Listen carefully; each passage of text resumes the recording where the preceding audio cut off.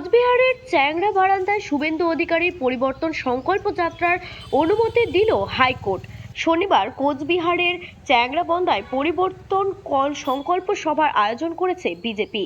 উপস্থিত থাকবেন বিরোধী দলনেতা শুভেন্দু অধিকারী। কোচবিহার জেলা পরিষভার অনুমতি না দেওয়ায় কলকাতা হাইকোর্টের জলপাইগুড়ি সার্কিট বেঞ্চের দ্বারস্থ হন বিজেপির জলপাইগুড়ি জেলার সাধারণ সম্পাদক দধিরাম রায়।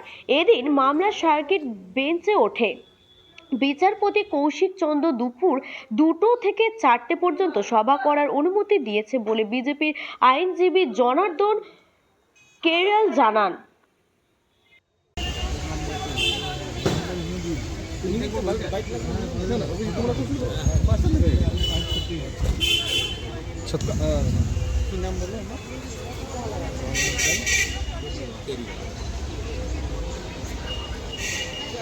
বলছি আজকে শুভেন্দু অধিকারের যে চ্যাংড়াবান্ধায় অনুষ্ঠানটা ছিল সেই বিষয়ে কি রায় হলো?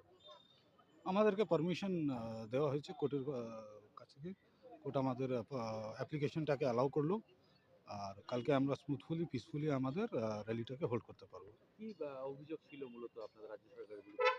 আমাদের কোনো অভিযোগ ছিল না, আমাদের একটা অ্যাপ্লিকেশন করা হয়েছিল, অ্যাপ্লিকেশনটাকে ওরা কনসিডারই করেনি। তার জন্য আমাদেরকে মঙ্গলবার কোর্টের কাছে দ্বারস্থ হতে হয়েছিল। আজকে হিয়ারিং ছিল, কোর্ট আমাদেরকে পারমিশন গ্রান্ট করেছে। কালকে কখন কিভাবে কোনো আমাদের অ্যাপ্লিকেশন অনুযায়ী যেটা 2টা থেকে 4টা র্যালি, 4টা থেকে 5টা সভা। র্যালিটা কি হোস্ট করবেন?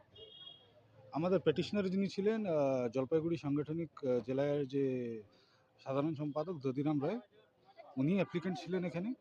তো এটা তো পার্টির একটা আছে, তো পার্টির আর বলছি আজকে কোন বিচারপতি রায়টা দিয়েছে? এটা court number 2 honourable justice Kaushik চন্দ্রের বেঞ্চে এই মামলা আজকে ছিলেন।